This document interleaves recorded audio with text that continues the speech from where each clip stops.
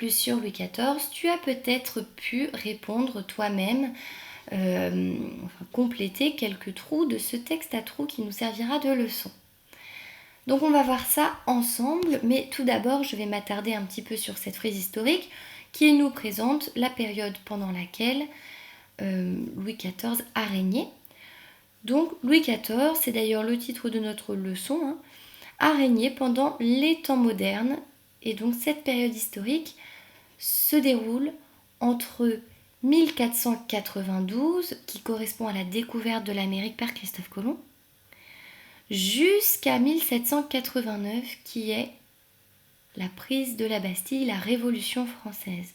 D'accord ? Donc les temps modernes, ça s'étale comme ça sur près de 300 ans. Donc Louis XIV a régné pendant ce contexte-là. On nous donne ensuite deux images, donc deux tableaux pour comprendre un petit peu mieux de qui il s'agit. Donc on voit ici un portrait de Louis XIV et ici un tableau qui représente Louis XIV alors qu'il est encore très jeune avec sa maman Anne d'Autriche. Donc oui, Louis XIV porte une robe et il s'agit bien là de Louis XIV. Ensuite, on nous demande de donner la définition d'un mot de lexique. Donc cette définition, on l'avait déjà donnée lors de notre leçon sur Saint-Louis, il me semble. Donc soit vous réécrivez la même définition, puisqu'elle est toujours exacte, soit on peut en rédiger une nouvelle. Et donc dire que la Régence, c'est quoi ? C'est une période de transition. Donc pendant laquelle le pouvoir royal est assuré non pas par le roi, mais par une autre personne que le roi.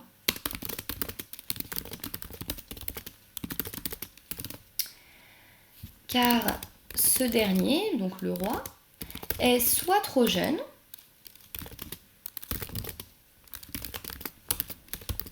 pour régner, soit absent trop longtemps. D'accord ? C'est ce qu'on avait vu, et donc ça c'était le cas de Louis IX. Trop longtemps. Mais dans le cas de Louis XIV,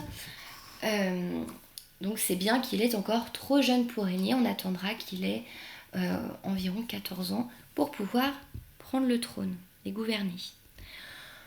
Donc Louis XIV, on remplit le texte à trous, naît en...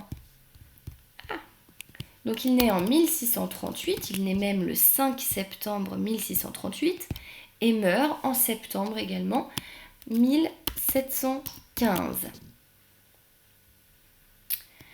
Il est le fils de Louis XIII et sa maman s'appelle Anne d'Autriche. Et d'Anne d'Autriche. Là, il y a une petite coquille. Alors attention, c'est pas Louis XII meurt, mais bien Louis XIII, d'accord ? Donc, rajoutez un petit trait ici, d'accord ? Un petit bâton pour que on comprenne bien qu'il s'agit de Louis XIII. Louis XIII meurt alors que Louis XIV n'a que 5 ans, 4 ans et demi, 5 ans. C'est alors la reine Anne d'Autriche qui assure la régence. Donc c'est elle qui dirige le royaume. Et Anne d'Autriche ne va pas diriger le royaume toute seule, elle s'entoure de plusieurs personnes et notamment de Mazarin qu'elle fera Premier ministre, ministre principal. Le règne de Louis XIV va débuter à la fin de la Régence donc en 1661. Oups. Ah d'accord.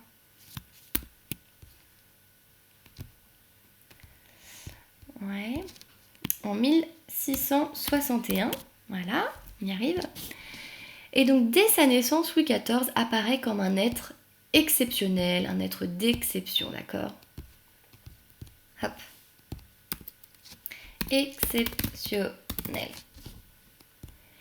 Il naît alors que le roi et la reine désespéraient d'avoir un enfant et il échappe à plusieurs reprises à la mort.